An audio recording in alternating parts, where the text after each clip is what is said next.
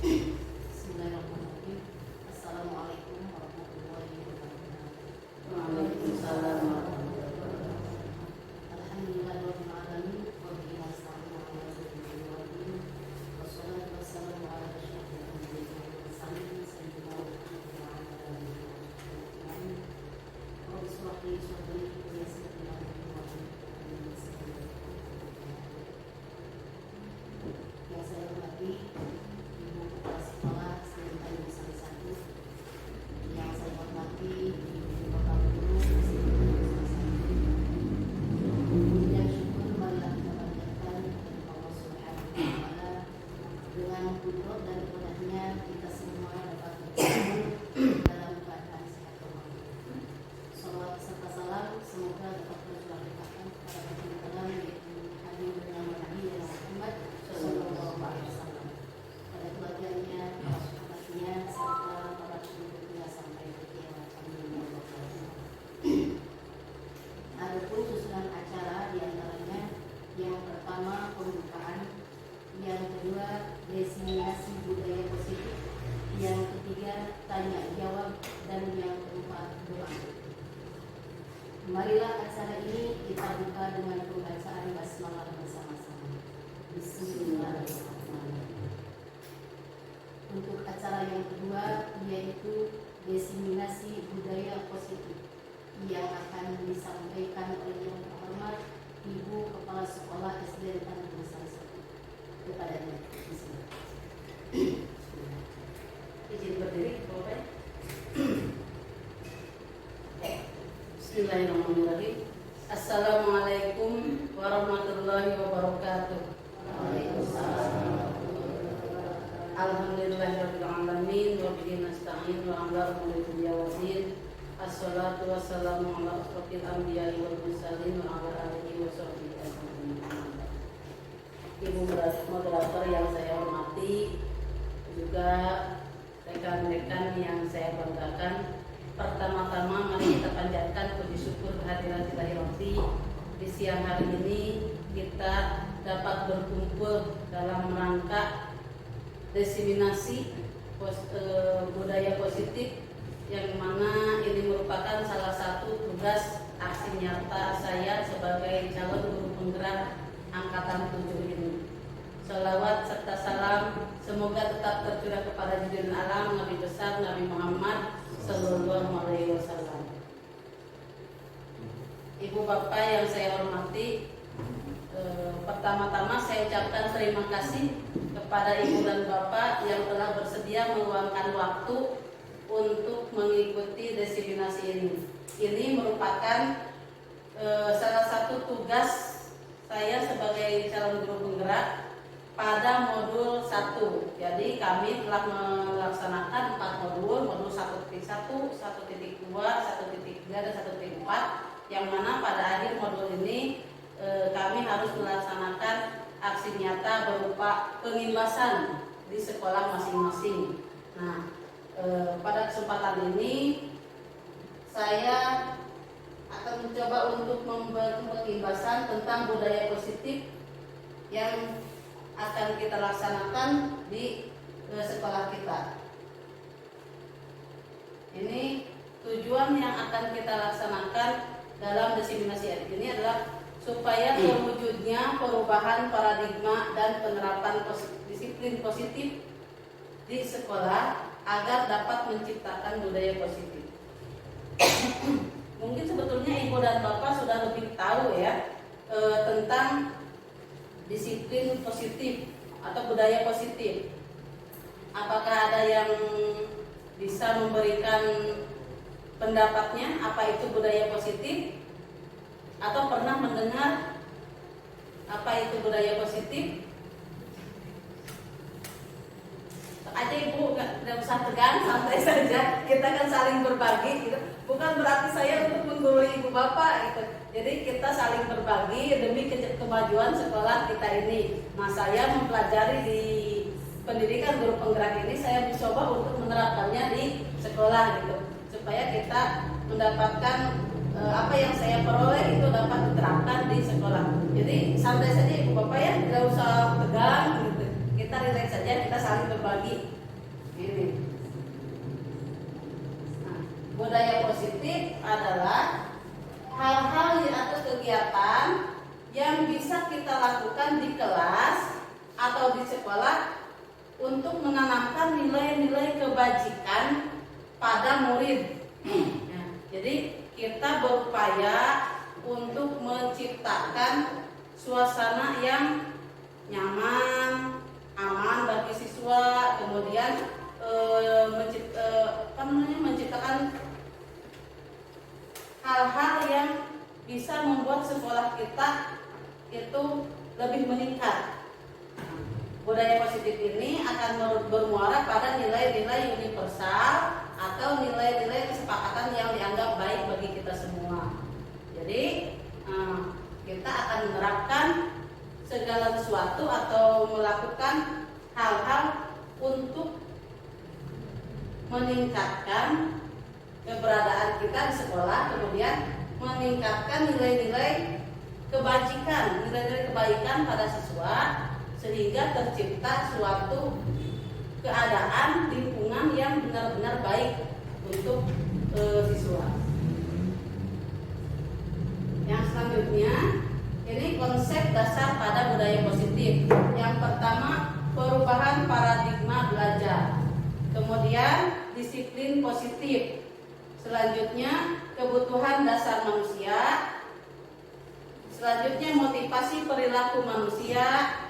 Kemudian, posisi kontrol dan restitusi. Kemudian, keyakinan kelas dan segitiga restitusi. Mungkin dari ke-6 bahasa, ke-7 bahasan ini ada yang sudah familiar dengan ibu bapak, yang sudah dikenal,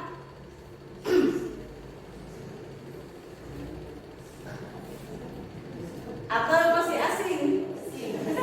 Sama-sama ya, mungkin sebagian besar saya juga masih asing ketika dipelajari. Oh seperti ini ya, di sekolah ternyata oh harusnya seperti ini ya. Nah, mungkin dari kegiatan saya mengikuti CGP sedikit demi sedikit, oh iya ya, mungkin kita di sekolah ini harusnya seperti ini, sedikit demi sedikit dicoba diterapkan kepada siswa.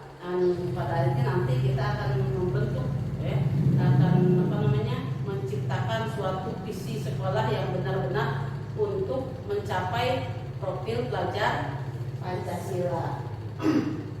Yang pertama ini pembelajaran dengan paradigma baru. Ya biasanya kan kalau kita belajar di kelas secara klasikal, apakah siswa disamaratakan ataukah ada kita pilah-pilah, yang ini sudah mahir, yang ini sudah mulai terbiasa, yang ini baru belajar, ataukah disamaratakan semuanya? Bagaimana Bu di kelas?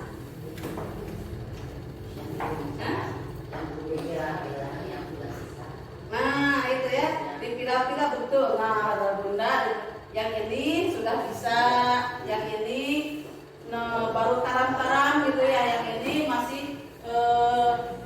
belum bisa gitu. Nah itu berarti ada pemisahan yang tadi pembelajaran dengan paradigma baru, betul yang disampaikan oleh bunda, bahwa pembelajaran itu pembelajaran yang dirancang dengan prinsip pembelajaran yang terdiferensiasi, sehingga setiap siswa belajar sesuai kebutuhan dan tahap perkembangan masing-masing untuk mencapai profil pelajar Pancasila.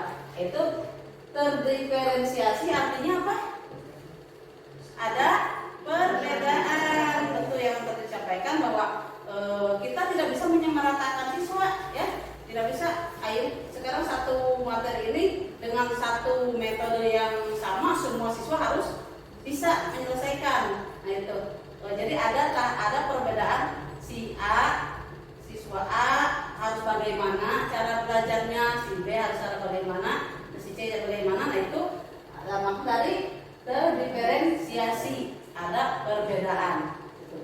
Nah kemudian untuk mencapai profil pelajar Pancasila yang sekarang sedang digembor-gemborkan bahwa pendidikan kita untuk mencapai profil pelajar Pancasila. Apa saja dimensinya?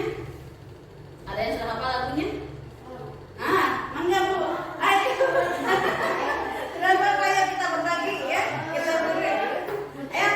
Bu sini Bu, kita sama-sama apa profil pelajar Pancasila. Tidak apa-apa gitu. Ya, ayo Bu, lagunya. Ya. Nah, pelajar Pancasila, beriman dan bertakwa. Sama-sama Bu. Tuhan yang esa Dan berakhlak mulia, berkebinekaan global, gotong royong mandiri, kreatif dan bernalar kritis. Ya, terima kasih. Itu ya. Jadi kita harus mencapai siswa itu seperti ini: beriman dan bertakwa kepada Tuhan yang Maha Esa, serta berakhlak mulia. Kemudian berkebinekaan global. Tadi ada yang lupa gerakannya? ya Ya, gerakannya mau diulang lagi? Iya, iya. Gitu ya, dengan gerakannya beriman dan bertakwa pada Tuhan yang Esa dan berakhlak mulia, berkebinekaan global, gotong royong mandiri, kreatif dan bernalar kritis. Nah, itu ya. Itu apa namanya? Pelajar yang kita tuju, yang diperlukan, kemudian yang kita berusaha untuk mencapainya. Selanjutnya, apa itu disiplin positif? Tadi budaya positif, kemudian sekarang disiplin positif. Disiplin, apa itu disiplin? Teratur, apalagi? Tepat, apalagi? Yang kita pahami disiplin itu seperti apa? Gitu. Ini teratur, tepat, mengikuti aturan, mungkin seperti itu ya. Yang kita kalau datang jam 7, pembelajaran mulai jam 7.30, maka jam 7.30 harus sudah ada di kelas, misalnya gitu ya. Itu berarti siswa yang datang lebih dari jam 7 berarti dia tidak disiplin. Kita seperti itu ya. Atau pakaian harus lengkap, topi, dasi, kemudian apa namanya, sabuk, seragam sesuai dengan jadwalnya. Yang tidak sesuai berarti anak tersebut tidak disiplin. Ya, disiplin positif. Apakah itu disiplin positif? Nah, biasanya kita melakukan disiplin itu melakukan sesuatu untuk mendapatkan kepatuhan, ya, supaya anak itu patuh. Kita cenderung menghubungkan dengan rasa tidak nyaman. Namun anak berdisiplin, kamu itu, nah seperti itu ya. Jadi anak merasa tidak nyaman karena membuat siswa merasa tertekan, ya, merasa diatur dengan adanya peraturan. Harus ini, tidak boleh, tidak boleh itu. Jadi anak itu akan merasa tertekan, merasa diatur. Nah, kita sebagai pendidik itu harus memiliki tujuan menciptakan anak-anak yang memiliki disiplin diri sehingga mereka bisa berperilaku yang mengacu pada nilai-nilai kebajikan universal yang memiliki motivasi intrinsik, bukan motivasi ekstrinsik. Jadi tugas kita sebagai guru mengeluarkan motivasi diri siswa. Jadi siswa melakukan disiplin itu harus atas dasar kemauannya sendiri. Nah itu juga memang saya bisa nggak ya? Tapi harus bisa, gitu ya. Kita harus bisa menciptakan anak itu mengikuti peraturan bukan karena takut, bukan karena ada iming-iming, tapi harus merasa bahwa ini adalah kebutuhan saya. Gitu. Harus merupakan motivasi intrinsik dari dalam diri, bukan ekstrinsik, ya, bukan dari motivasi dari luar. Nah, disiplin positif itu cara dapat diartikan sebagai salah satu cara penerapan disiplin yang bertujuan untuk menumbuhkan kesadaran serta memberdayakan anak untuk melakukan sesuatu tanpa sogokan, ancaman maupun hukuman. Jadi anak datang ke sekolah pagi-pagi bukan karena takut dihukum oleh guru. Anak mengerjakan tugas, mengerjakan PR itu bukan karena takut diserap oleh guru gitu. Anak bisa mengerjakan bukan karena akan diberi hadiah gitu. Harusnya kita bisa sampai menciptakan anak yang seperti itu. Adapun prosesnya tentu ini memerlukan waktu yang cukup lama, tidak bisa semudah membalikan telapak tangan, butuh proses. Kita mau sama-sama untuk menciptakan disiplin positif pada sekolah kita ini. Selanjutnya, kebutuhan dasar manusia. Apa saja sih kebutuhan kita sebagai manusia? Apa saja, Bu? Kasih sayang. Betul ya, kasih sayang, apalagi perhatian. Iya. Gak makan, tidak masalah ya. Makan, ya. Makan, betul ya, itu betul. Apa lagi? Pendidikan, ya itu. Kemudian kadang anak ada yang caper gitu ya, gitu. Mengapa itu seperti apa? Mencari sesuatu ingin kita perhatikan. Nah, ini ternyata setiap manusia itu memiliki kebutuhan dasar yang jika tidak terpenuhi itu dia akan melakukan sesuatu supaya bisa terpenuhi. Nah, ini kebutuhan dasar manusia. Yang pertama tadi makan, betul ya. Yang pertama bertahan hidup dulu ya. Kemudian apa? Itu kebutuhan untuk bertahan hidup. Biologis ya, makan, minum, segala macam itu ya, untuk memenuhi kebutuhan kita. Kemudian betul kasih sayang ya, anak bersikap seperti itu karena apa? Ingin diperhatikan, kita bisa saja ya. Kemudian rasa ingin diterima, misalnya anak sok masih baik apa namanya jajanan atau apa kan merasa dia mau diterima di kelompok itu kan bisa seperti itu. Nah kemudian penguasaan, anak ingin diterima di kelompoknya misalnya dengan cara dia berkuasa, nah itu ya, ingin menguasai teman-temannya itu karena dia memiliki kebutuhan dasarnya, ingin penguasaan, ingin memiliki power gitu ya terhadap teman-temannya bisa. Atau ingin kebebasan seperti yang apa namanya terjadi mungkin di salah satu siswa kita ketika berbicara dengan orang tuanya, dia mengatakan yang bebas, nah itu ya.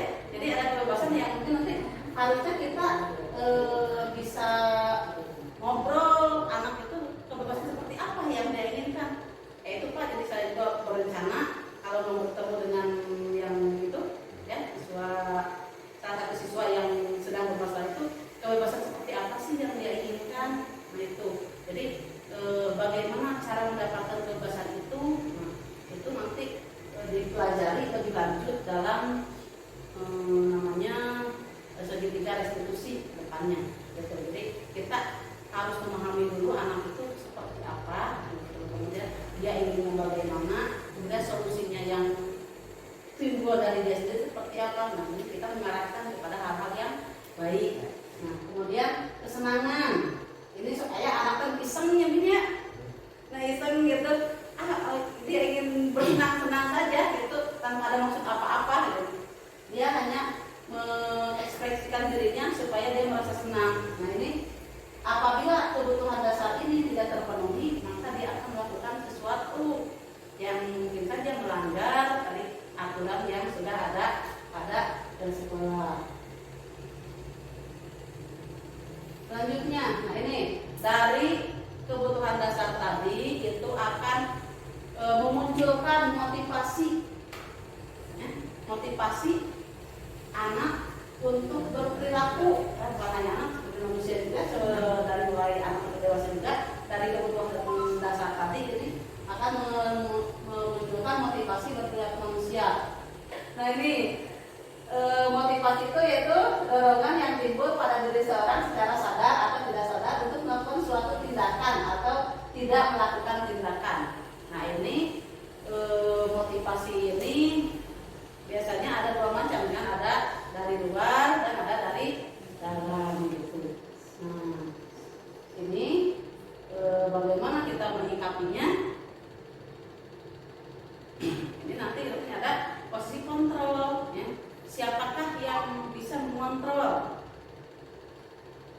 kita?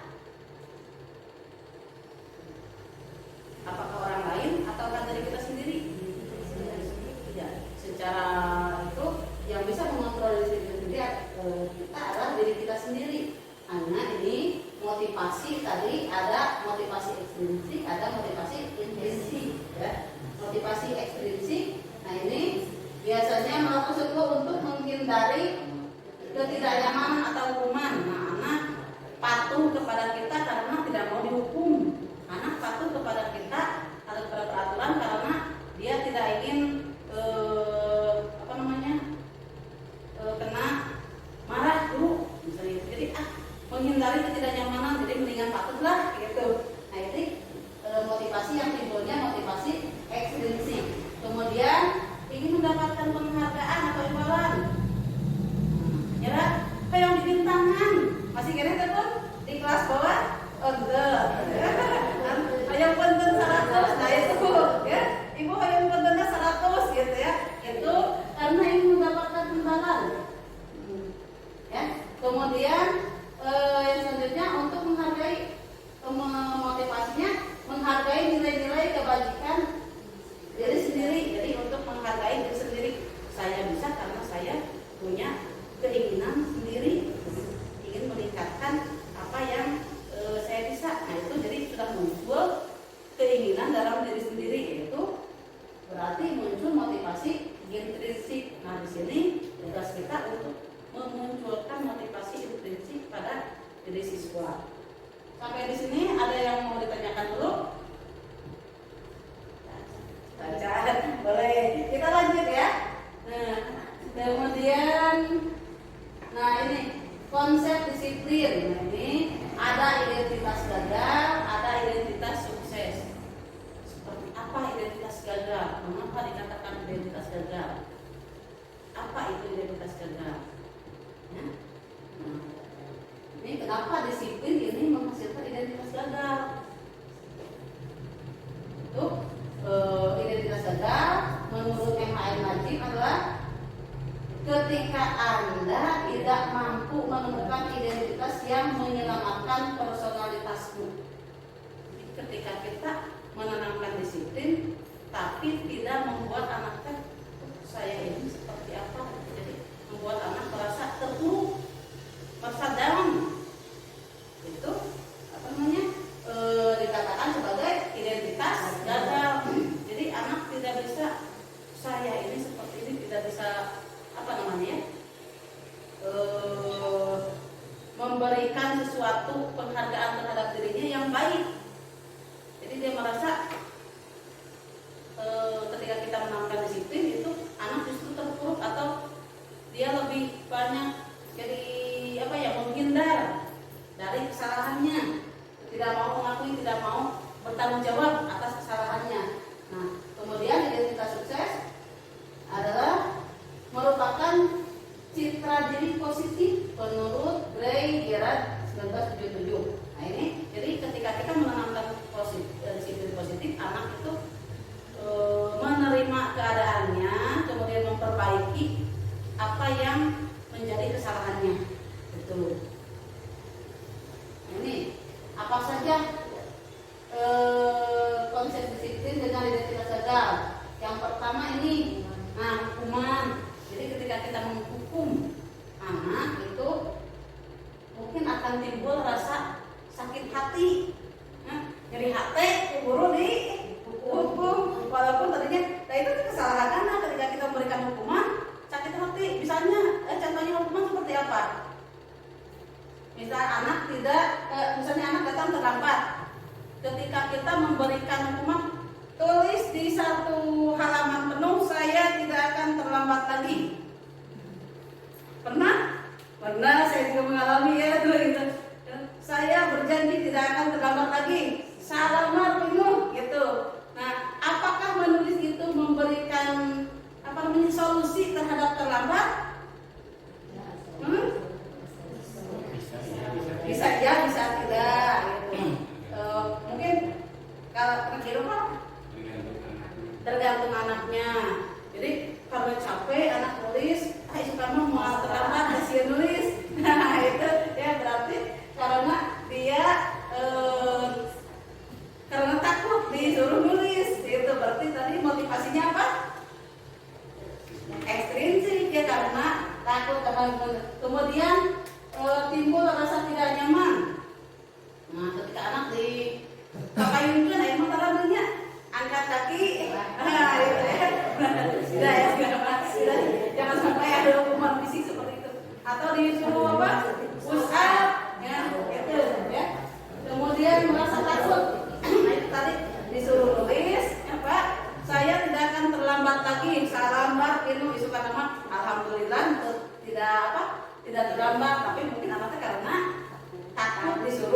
nulis lagi. Kemudian menyembunyikan kesalahan. Nah, seperti ini ya. Kalau anak takut dihukum, jadi anak tidak mau mengakui kesalahannya, gitu. Kemudian merasa rendah diri. Kalau yang terlanjur dihukum, disurahkan, ya, oleh teman-temannya, dia akan merasa rendah diri. Kemudian penghargaan. Nah, saya juga kaget ketika mendengar ini, kok penghargaan bisa mengakibatkan identitas gagal.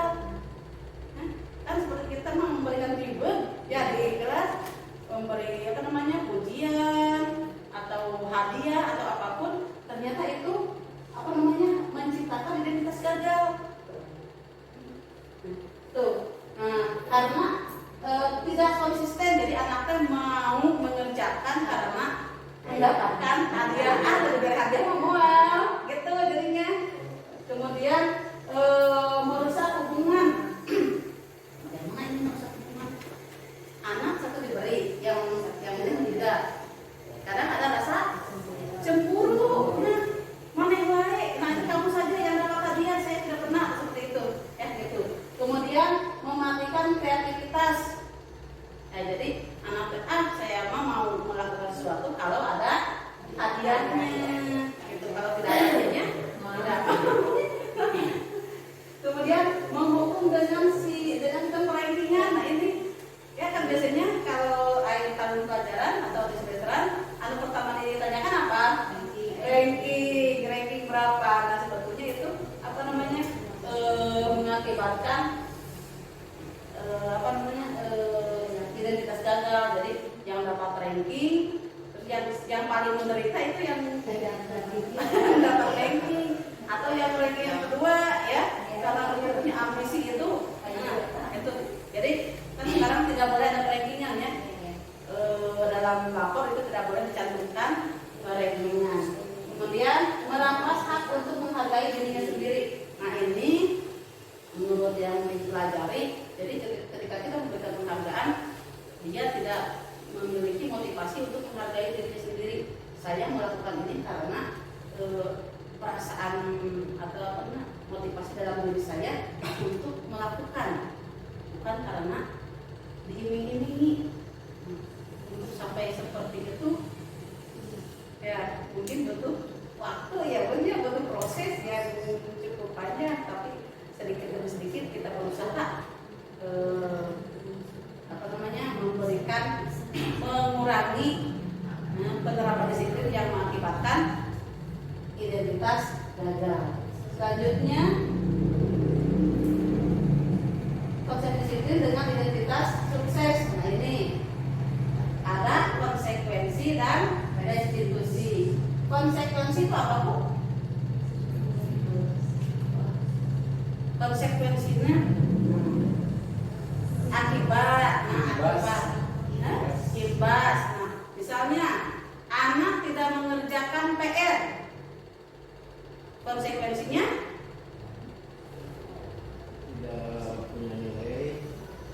tidak punya nilai. Ditegur. Kalau ditegur ya kesalahan, ya apalagi. Nah, atau ketika anak terlambat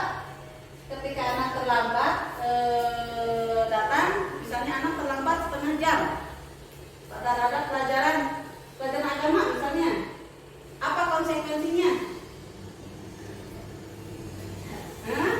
Harusnya di akhir ditambah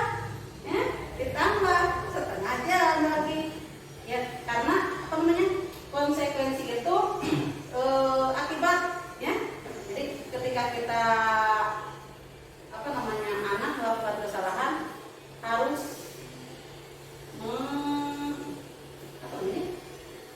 menggantinya, gitu. Nah, kemudian mengapa penguatan jangka pendek? Karena anak tersebut hanya akan akhirnya dia nanti konsekuensi seperti itu, hanya melaksanakan itu saja tanpa memikirkan apa imbasnya kepada diri sendiri. Kemudian perlu monitoring berkelanjutan. Nah ini berarti harus dalam penerapan disiplin ini perlu ditinggali, harus dipantau terus. Nah,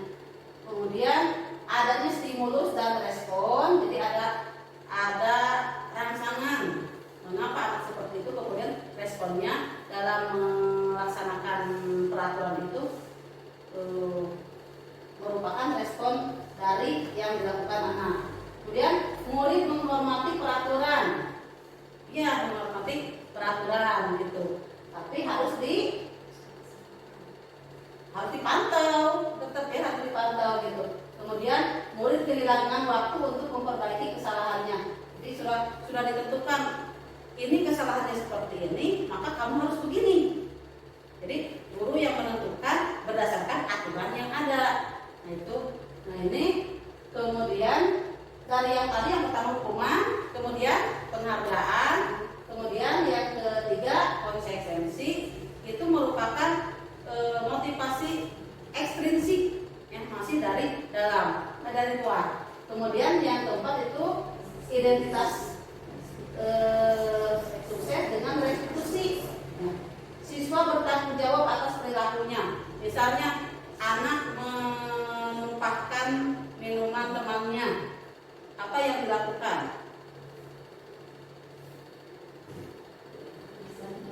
Nah, mengganti. Sebelumnya harus meminta maaf. Kemudian kalau misalnya dibersihkan. Nah, kemudian baru mengganti. Nah itu ya. Jadi anak harus bertanggung jawab terhadap perilakunya. Kemudian fokus pada pemecahan masalah jangka panjang, pemecahan masalah jangka panjang. Jadi bukan hanya anak disalahkan saja, tapi dia harus bagaimana ke depannya. Nah, mungkin nanti anak akan mengatakan bahwa saya akan berhati-hati. Kemudian murid menghormati dirinya dan orang lain. Ya. Selanjutnya memiliki kontrol diri yang baik, kemudian bersemangat memperbaiki kesalahannya. Jadi ketika anak diberikan pemahaman, kemudian dia oh saya ini salah, saya harus memperbaikinya, dan kedepannya dia memiliki semangat untuk memperbaiki kesalahan. Selanjutnya tentang konsep disiplin dengan pendekatan restitusi. Nah ini saya juga baru mendengar ya ketika di CGP apa itu restitusi. Merupakan cara penanaman disiplin positif pada murid. Ini pengertiannya proses menciptakan kondisi batin murid untuk memperbaiki kesalahan mereka sehingga mereka bisa kembali pada kelompok mereka dengan karakter yang lebih kuat. Jadi kita memberikan proses edukasi kepada anak ini untuk memperbaiki bagaimana perasaannya, bagaimana cara dia bersikap, bagaimana dia bertindak untuk selanjutnya, sehingga mereka bisa kembali kepada kelompoknya dengan karakter yang lebih kuat, yang lebih baik. Ciri-cirinya bukan menangis kesalahan, namun belajar dari kesalahan. Nah, misalnya anak terlambat datang, kita komunikasi, mengapa kamu terlambat?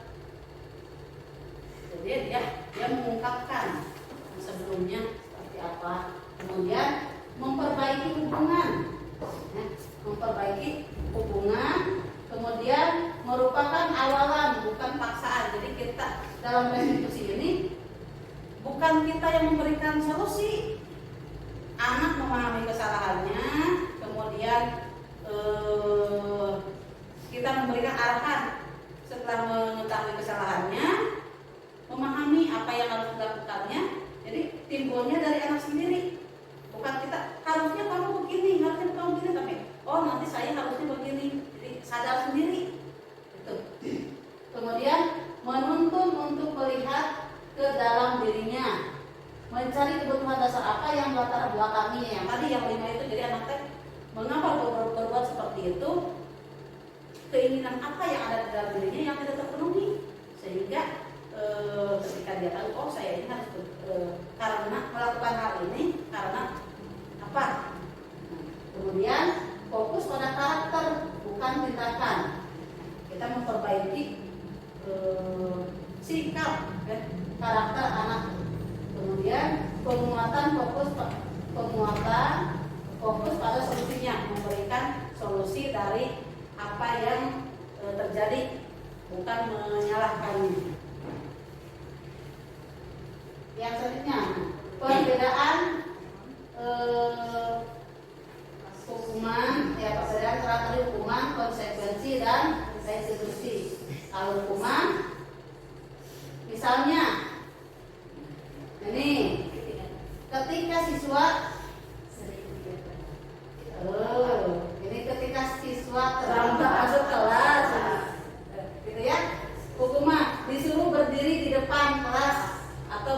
lapangan.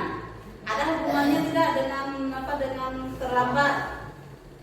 Terlambat disuruh itu terlambat lagi ya, itu tidak memberikan solusi ya. Kemudian ada ini dimarahi sehingga siswa merasa takut.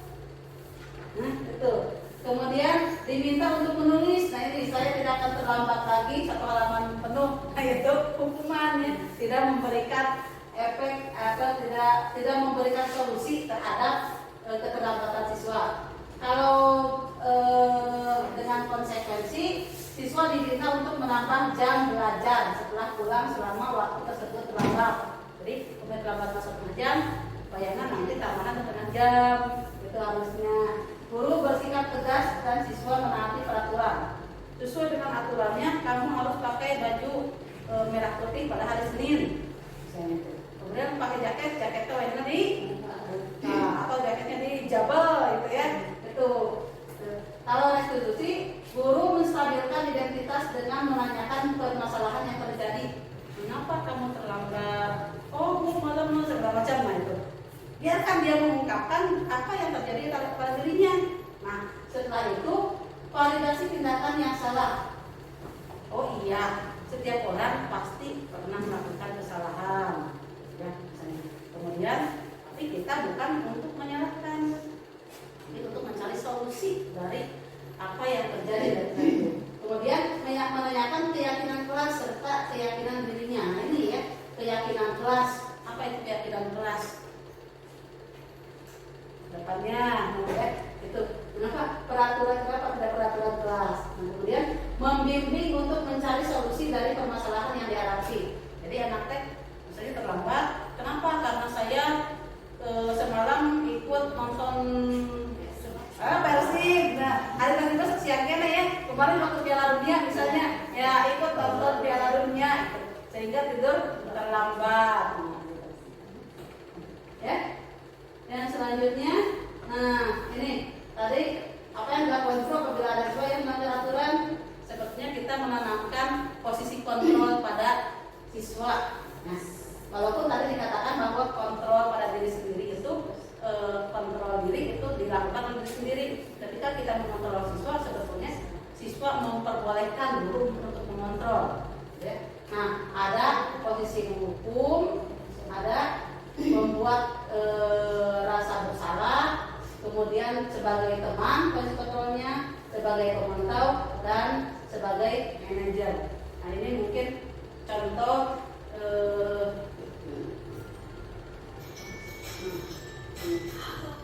posisi kontrol yang 5 ini. Coba kita saksikan dan kita berada di mana sebetulnya.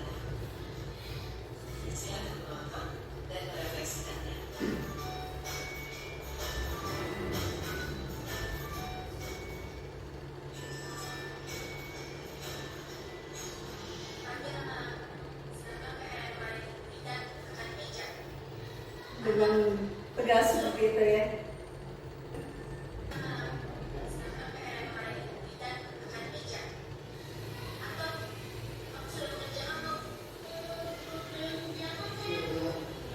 Kasih dulu ya. Ya.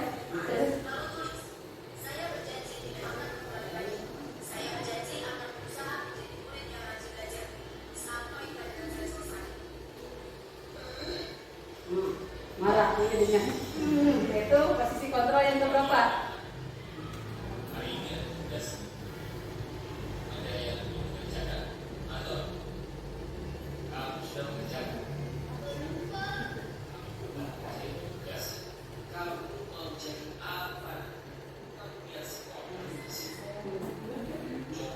Membuat apa?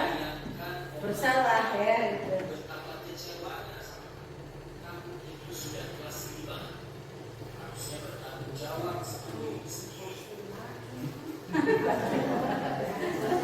Itu. Nah, ini yang ketiga.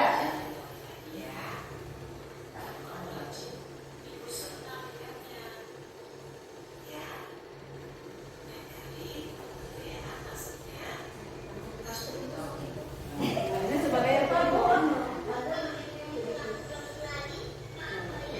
Nah,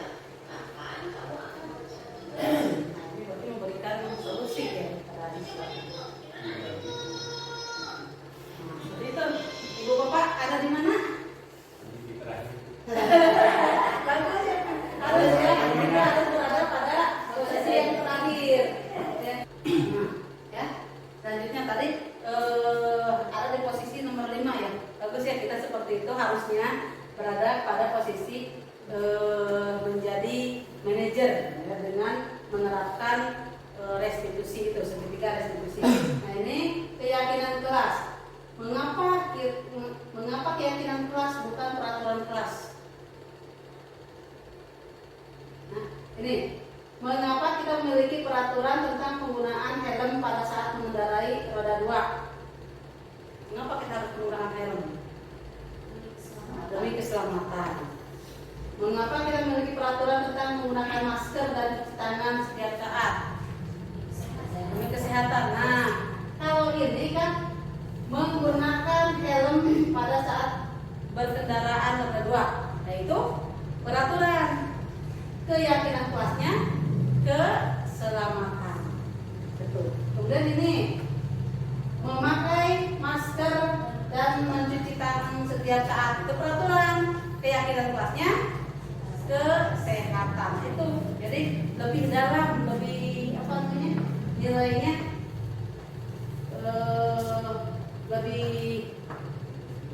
lebih abstrak, tapi memiliki makna yang lebih dalam.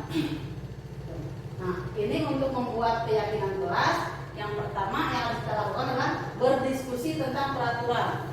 Berkumpul dengan semua elemen di kelas, menanyakan apa saja peraturan untuk kelas kita. Gitu, ya. Dikumpulkan, siswa berdiskusi tentang peraturan kelas yang akan dilaksanakan serta menuliskannya di kertas atau di papan tulis. Setiap orang memberikan pemahamannya apa saja untuk peraturan di kelas kita.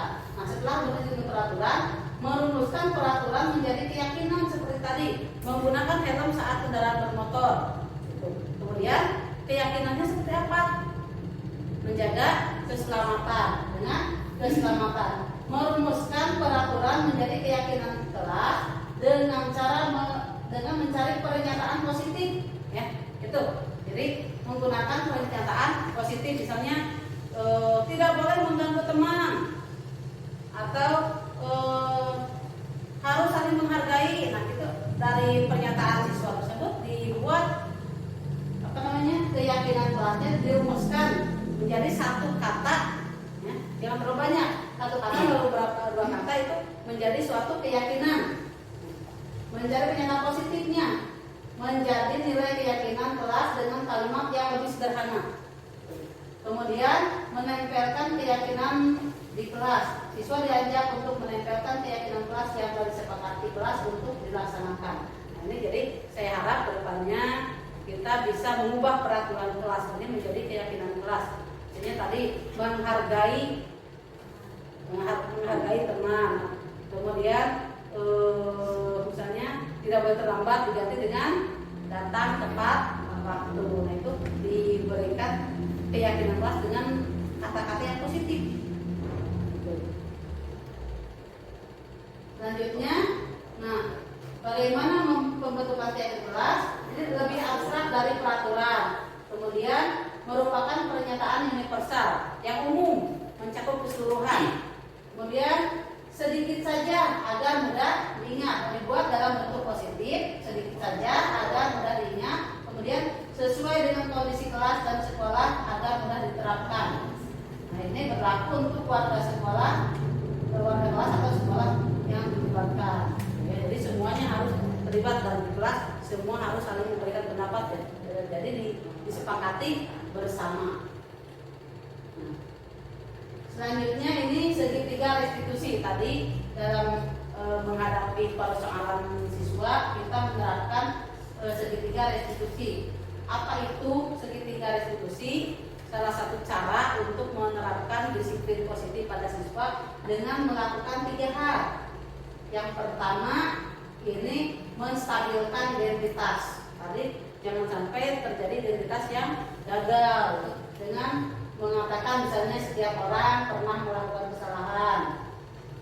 Nah kemudian kamu bukan satu-satunya yang melakukan ini, tapi sepertinya perlu sedikit waktu ya untuk anak lebih memahami tentang apa namanya identitas ini. Karena anak ketika kita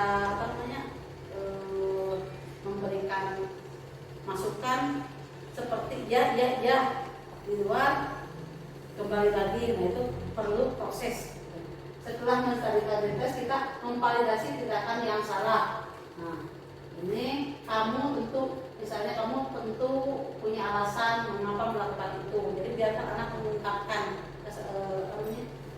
alasannya. Kemudian menanyakan adakah cara yang lebih efektif untuk mendapatkan apa yang kamu butuhkan. Seperti halnya kemarin yang kita membuat konten itu dasarnya apa? Kesenangan. Nah, udah menanyakan tadi identitasnya, kemudian kesalahannya, validasi. Nah, kemudian bagaimana supaya anak tersebut mengungkapkan, mencari rasa kesenangannya dengan cara yang tidak berbahaya.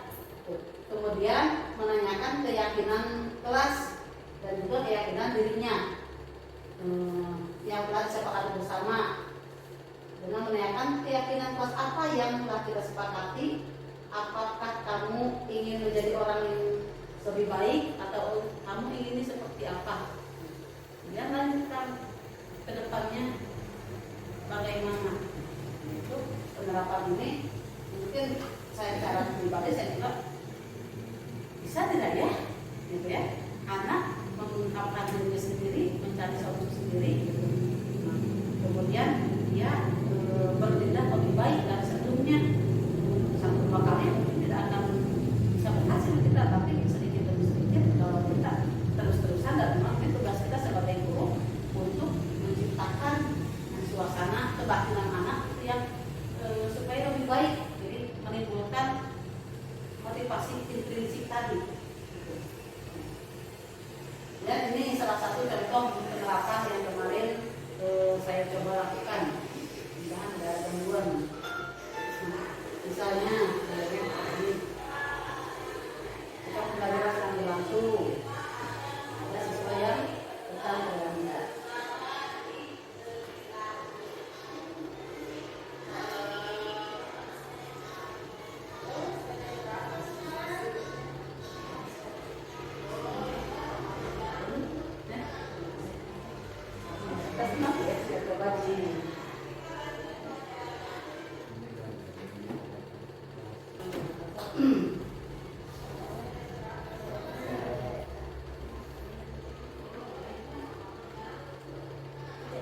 salah satu contoh penerapan segitiga restitusi yang saya praktikkan di kelas 6.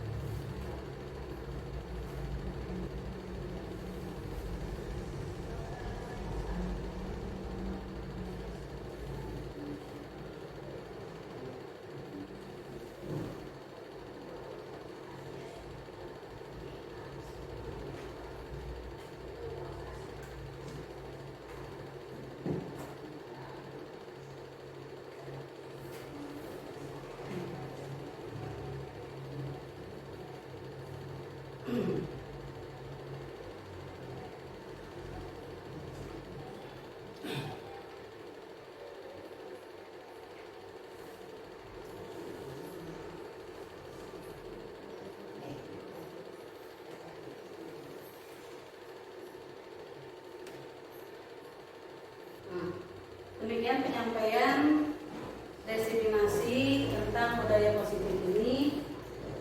Terima kasih atas perhatian Ibu dan Bapak. Semoga ini membawa kebaikan bagi sekolah kita ke depannya. Assalamualaikum warahmatullahi wabarakatuh.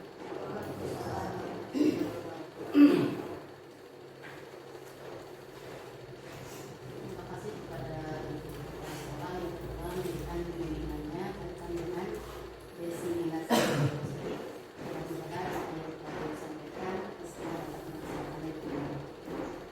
Untuk acara yang ketiga yaitu tanya jawab.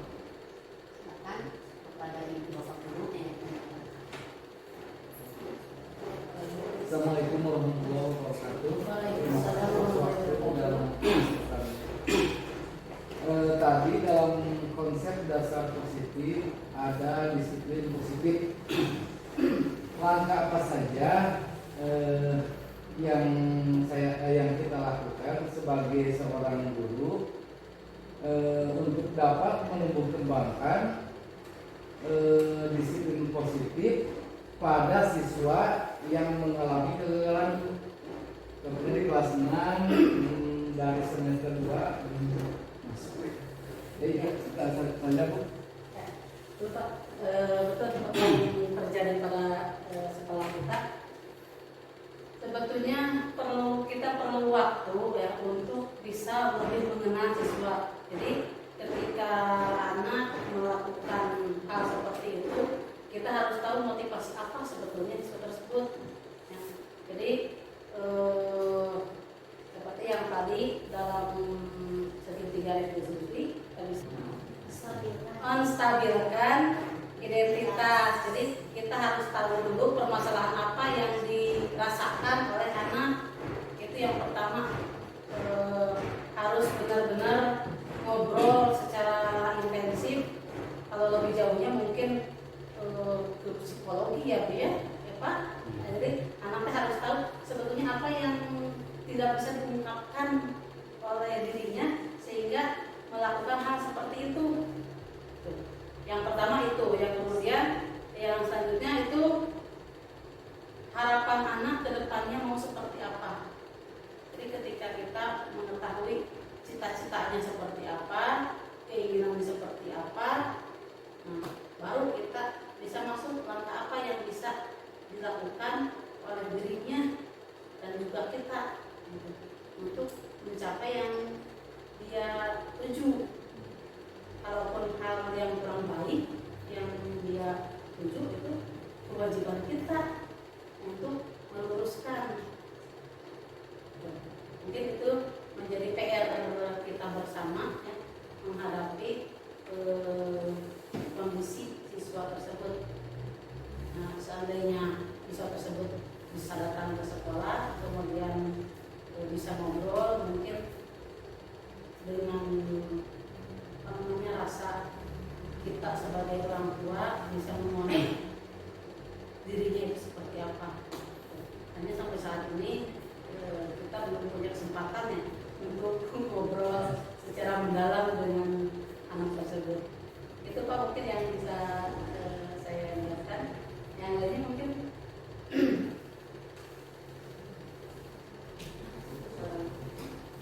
cukup. Kalau tidak ada nggak di Acara diseminasi budaya positif telah selesai dilaksanakan. Marilah acara ini ditutup dengan pembacaan hamdalah bersama. Alhamdulillahirobbilalamin. Wassalamualaikum warahmatullahi wabarakatuh. Assalamualaikum warahmatullahi wabarakatuh.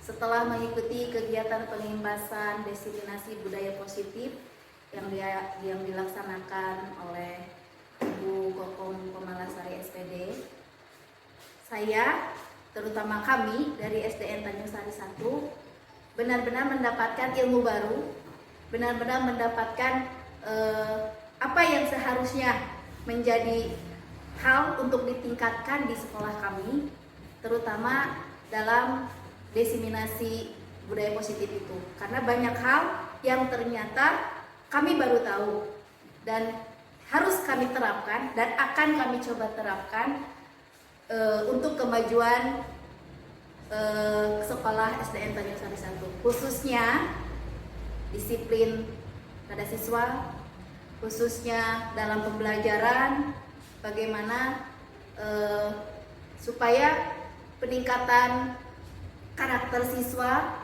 dan kualitas pendidikan SDN Tanjung Sari 1 lebih maju lagi. Mungkin itu yang dapat kami terima dari apa yang disampaikan oleh beliau.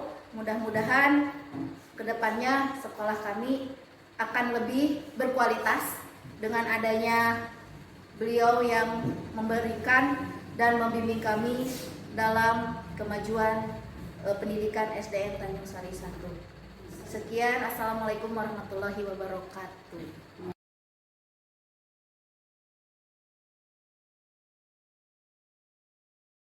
Anak-anak, hari ini kita akan mencoba membuat keyakinan kelas. Ada yang tahu apa itu keyakinan kelas? Tahu. Apa? Yang kita yakini kebajikan yang disepakati bersama. Kenapa kita tidak mengatakan peraturan kelas? Nah, kalau misalnya kita berkendaraan motor, ya, apa peraturannya? Aduh. Kenapa memakai helm? Untuk melindungi, berarti untuk keselamatan. Peraturan ketika mengendarai helm, mengendarai sepeda motor harus memakai helm. Tapi keyakinannya untuk menjaga keselamatan. Nah, sekarang kita coba peraturan, tuliskan peraturan yang ada di kelas kita, ya. Apa saja nanti kita tempel. Dari peraturan-peraturan tersebut kita akan ambil keyakinan kelasnya seperti apa. Ya, nih ibu berikan kertasnya. Silakan tuliskan peraturan kelas yang kalian inginkan.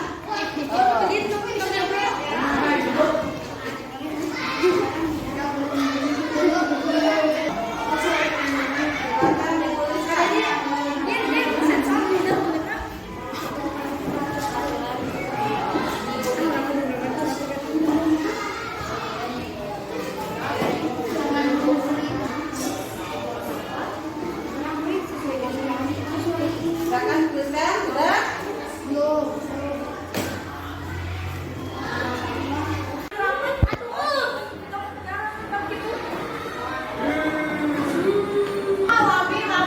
Ayo silakan tempelkan.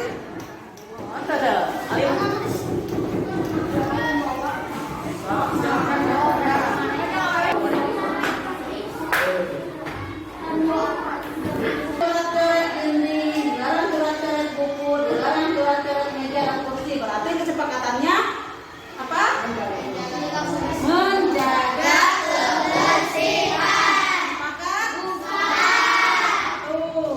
itu keyakinan kelas. Yang kedua, ada dilarang berkata kasar, dilarang membuli teman, dilarang apalagi nih, membuli teman. Ada lagi dilarang berbicara kasar saat belajar. Berarti itu apa? Berarti harus menghormati siapa? Guru. Apakah yang guru? Murid. Berarti teman-teman. Berarti saling menghormati. Yang kedua, sepakat? Yang pertama tadi menjaga kebersihan kelas. Yang kedua, saling menghormati, menghargai. Yang ketiga, ada datang tepat waktu ke sekolah, tidak boleh terlambat. Kemudian apa lagi? Sama ya, dilarang berbicara ke sekolah. Nah, berarti itu datang tepat waktu ke sekolah, belajar tepat waktu. Apa kesepakatannya?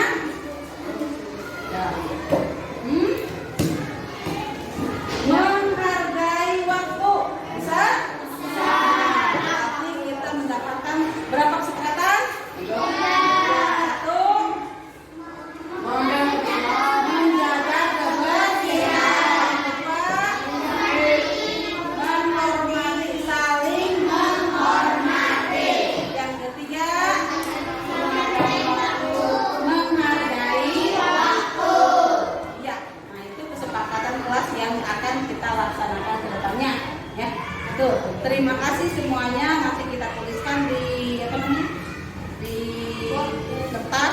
kemudian ditandatangani bersama, ditempelkan di